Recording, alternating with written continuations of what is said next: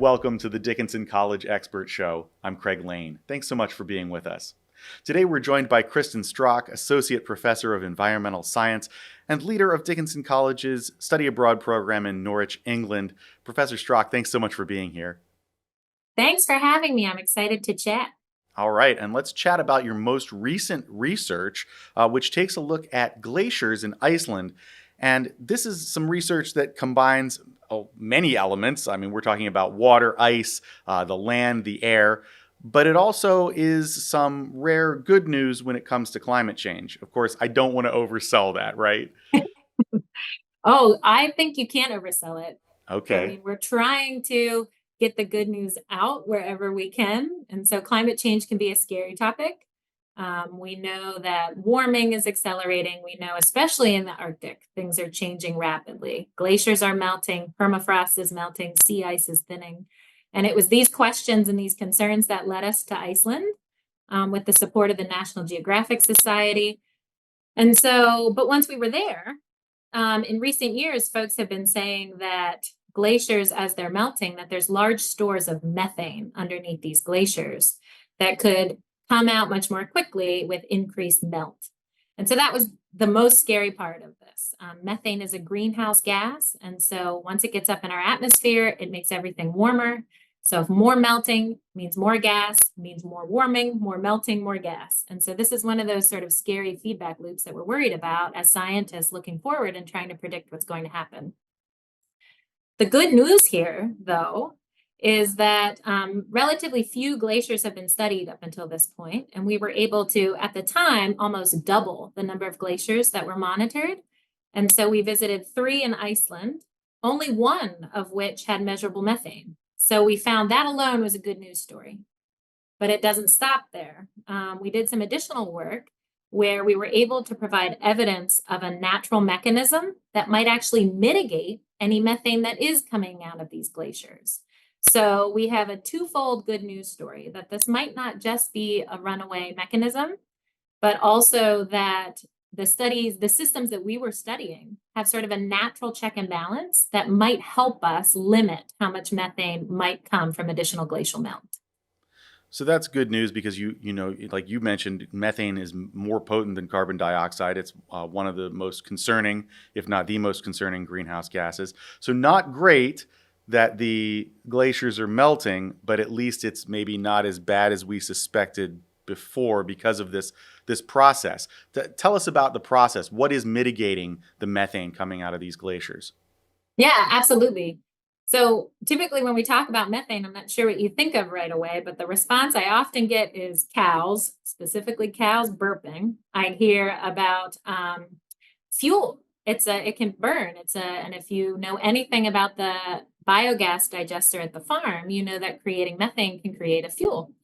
But most importantly, we think about it as this greenhouse gas. And not only is it worse than CO2 or carbon dioxide, it's almost 30 times more potent. But methane in particular has a really large component of its global cycle that is led by natural sources. And the most predominant natural source of methane into the atmosphere is actually fresh water, which is not really commonly known. And the problem for scientists is that these systems, lakes, rivers, wetlands, are really variable. You might have one river that's emitting almost no methane, and you'll have another that's just bubbling methane up into the atmosphere. So how can we understand this variability? How can we start to constrain a global methane cycle with this much variability? So the process that we were able to identify is methane cycling has 2 sides of a coin. On one side, we've got bacteria like those in a cow's gut that are producing methane. But the other side of the coin is a microbial community that's consuming methane. They use methane molecules as carbon and energy. And so the more of that we can get, the more consumption, the lower the emissions are going to be of methane. And so historically, we've really understood that production side. And we think it's going to produce more methane with more warming, things like that. What we know a little bit less about is how common that consumption process is.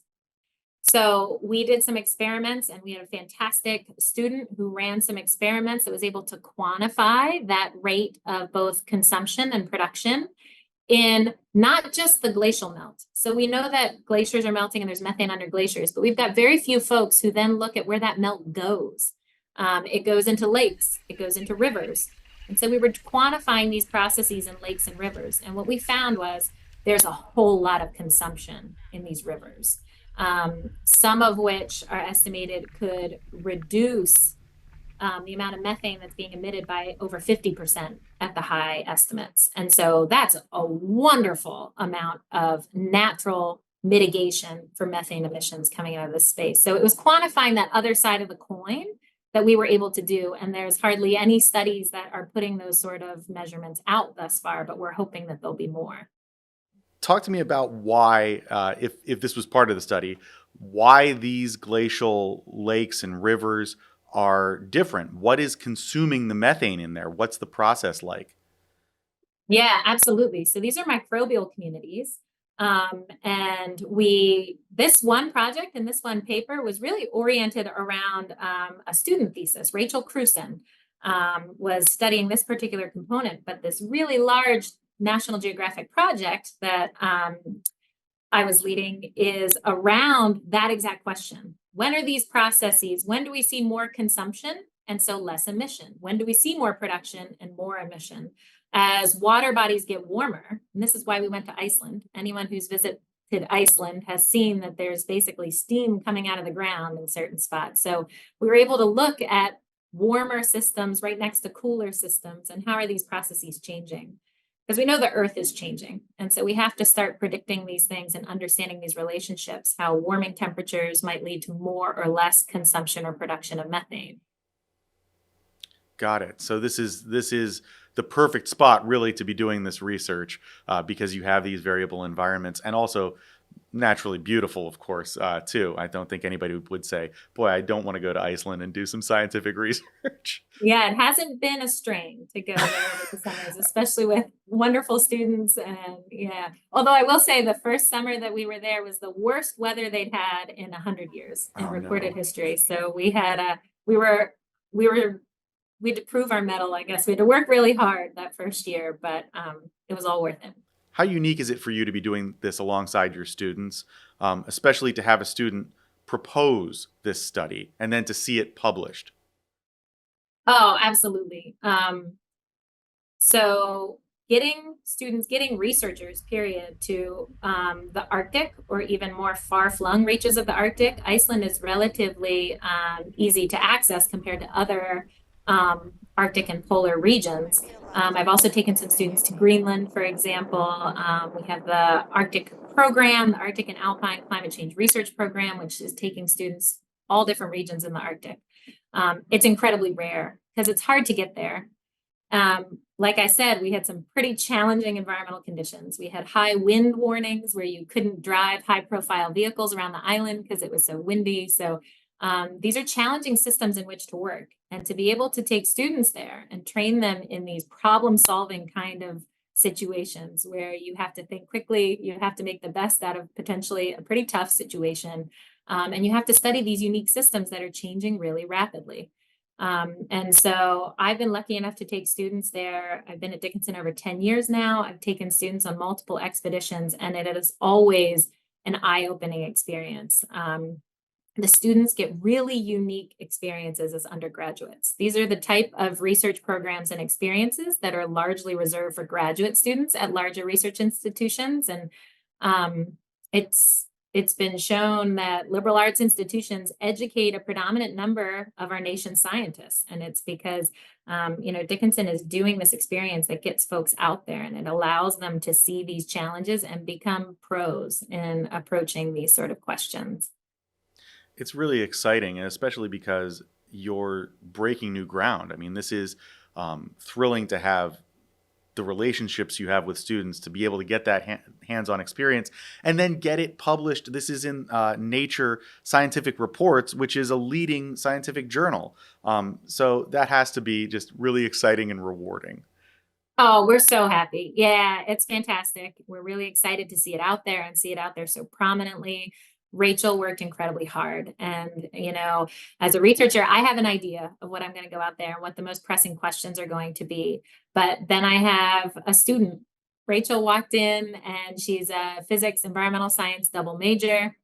I was sharing papers with her, and right away she pointed out that, well, yeah, the methane in that glacier melt goes somewhere, though. It goes into these lakes and the rivers that we're studying.